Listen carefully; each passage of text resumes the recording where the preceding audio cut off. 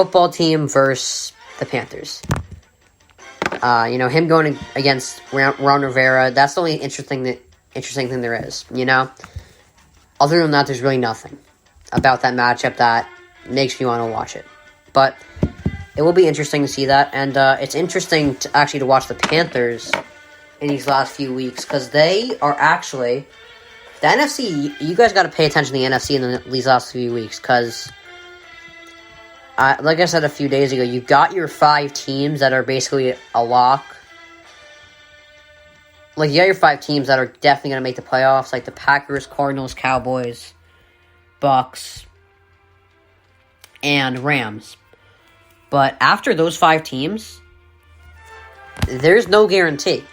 The Saints are in the running, the Panthers are in the running, the Vikings, the Niners, the Falcons, even the Eagles. If they catch fire, they could actually have a chance. So the Panthers in these last few weeks will be interesting to watch. They are the 7th seed right now in the NFC. So that would bring them to the playoffs if the NFL ended today. But they have 2 straight weeks that they should win. I'll give them a win against the football team, Dolphins. Then they got a bye week. Then they play the Falcons. Give me time with that one. I don't know. That's a go either way game. But I'll give them a win against the football team and the Dolphins. But then after the Falcons matchup, it gets tough. After the Falcons matchup, they go from the Bills to the Bucks to the Saints, back to the Bucks. That's 4 straight really tough matchups. Alright, so I think if they can go 3-0 in these next 3 games, maybe 2-1. If they can win 2 of the 3 games at least 2 of the 3 games, they'll be in a good spot. But I would just feel so much comfortable if I were the Panthers if they went 3-0 in the stretch of the Falcons, Dolphins, and football team. Because then you're just like... think about it. They went 3 straight. They're 8-5. Alright? And the NFC... whoever gets a 7th seed in the NFC is going to be like 500. A little over 500. A little under. Maybe like a 9-8 team. But... they're interesting to watch because they are, like, this NFC is going to be very interesting to watch because they are, like, it's a tight race there. Alright, Pete Carroll, I'm just believing less and less in this guy at this point. He says he's looking forward, looking to the future, despite their struggles and the fact that they're 3-6. And I'm not bashing him. He's going to be a Hall of Fame coach. I just think he has too much power. Like, ever since, what's his name? Paul Ryan died, it's just like, he has too much power, He's almost like, he's pretty much the coach and GM. Alright, that's not an easy job to do. And I know what you're going to say. You keep praising Belichick, and he is a coach and a GM. Yeah. But Belichick gave up some of that power in the draft. And they drafted very well. Alright? He gave up some of that power, and, it's never worked when the GM, when the coach tries to get all the power. Look at Bill O'Brien. The guy got fired. And now you're seeing it with Pete Carroll. They were a successful team, then Paul Ryan died, and it's starting to go downhill. And they need there's a few positions that they really need. They need a corner, a running back, and they just gotta boost their defense a little more, Like a pass rusher probably would work. But they really gotta hit on those draft picks, which they haven't been that good on in the last few years. Alright, so the Lakers coach, Frank Vogel, had something to say about the fact that AD actually had 0 free throw attempts last night against the Bucks. To be fair, the Bucks did shoot double the amount of free throws that the Lakers did, 24-12. And it is shocking that AD was not able to get to the free throw line because he has the 10th most free throw attempts this year. But I mean, I'll cover more about the Lakers game in a bit. I think that was what you would know as a positive loss. I'll explain that later. Alright. So Michigan State is working on a 10-year, $95 million deal extension for Mel Tucker. Now, I'm just going to keep this short and sweet. They're a Tier 2 program. They're not a Tier 1. Michigan is always going to be better than Michigan State.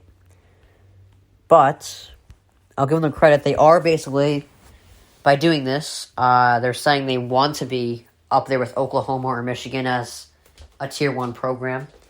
And I think this is a good step forward because I do think, you had Nick Saban and let him go. So, right now they're just locking in the right coach. I think it's pretty simple. It's pretty much the recipe to winning in college football. I still can't believe that Texas is actually this bad. That is shocking. They are shockingly bad.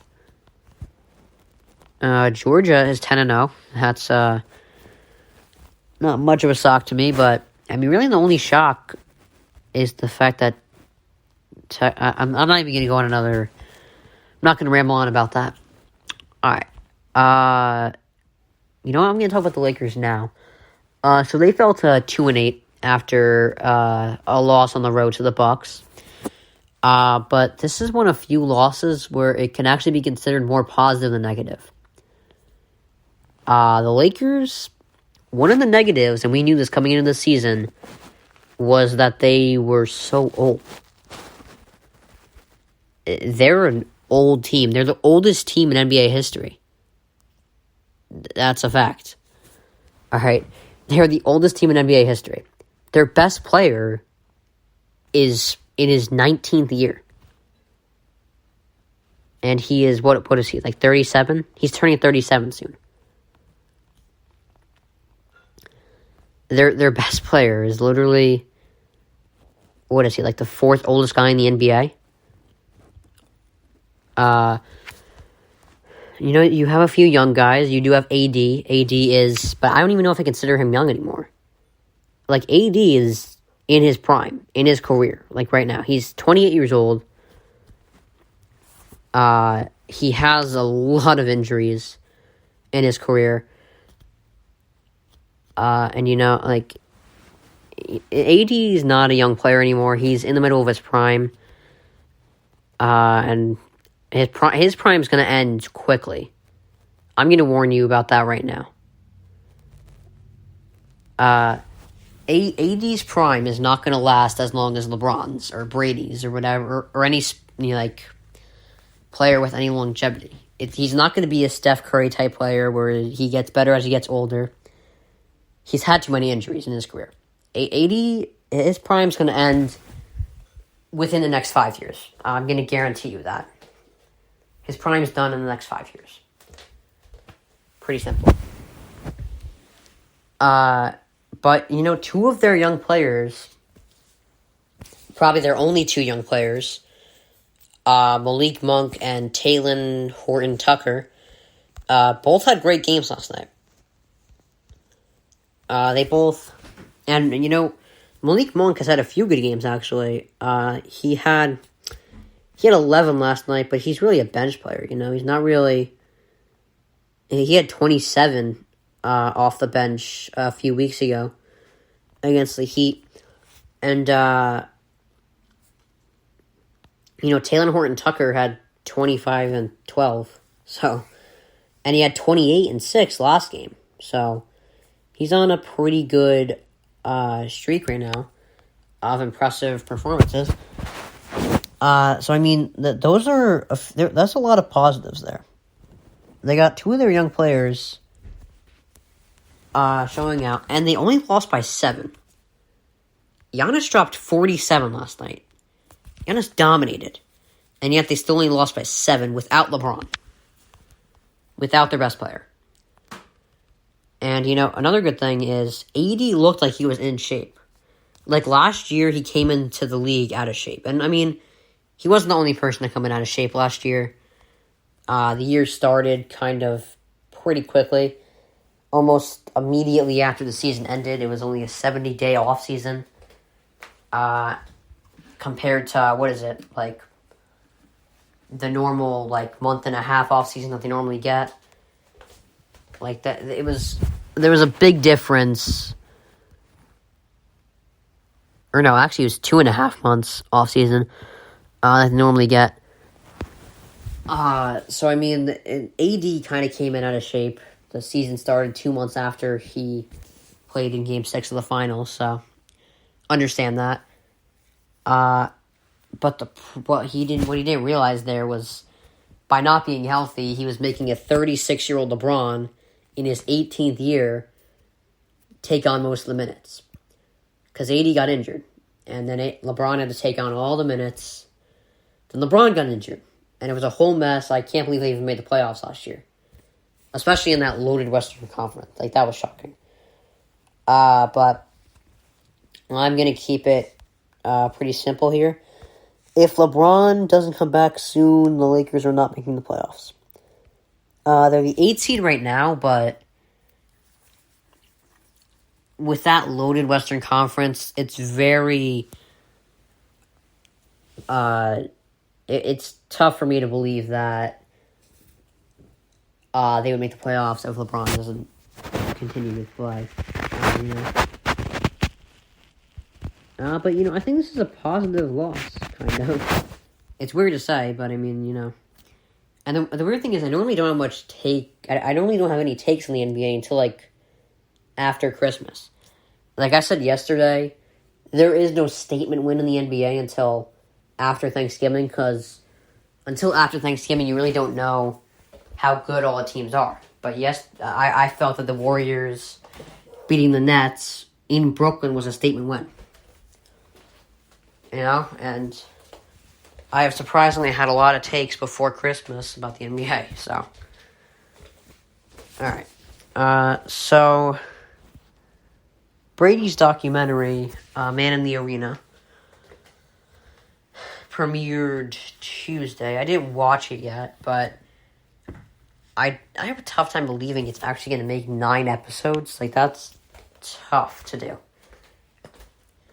Because, the Pats were in, with the Jordan documentary, the 90s Bulls were explosive and very fun to watch. And there was, in the documentary, it shed a lot of light on conflict that there was in the Bulls organization.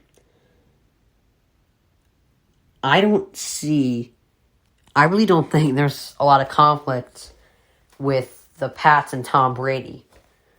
And that was one of the big things that made Jordan's documentary so entertaining. There was so much conflict. I don't see much conflict with the Pats and Tom Brady. It's pretty simple. I think the first few are going to be entertaining. The whole, 6th-round pick. The quarterback gets injured. He hops in. Takes over. Wins 7 Super Bowls. So the first few will probably be entertaining. But then after that, it's probably going to get a little boring. But I can't,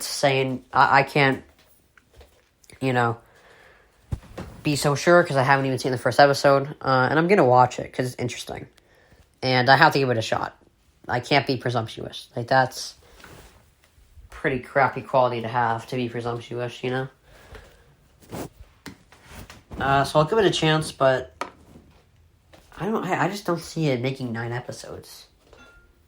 At least 9 entertaining episodes. It could make 9, but I highly doubt all of them are going to be entertaining. Alright. Here we go. Alright. So, Jake, I'm going to go back to the whole Jay Glazer, damn it. Jay Glazer thinks the Browns are going to explore the quarterback market this offseason. But, even though I think this wouldn't be a bad idea because they don't seem to trust him,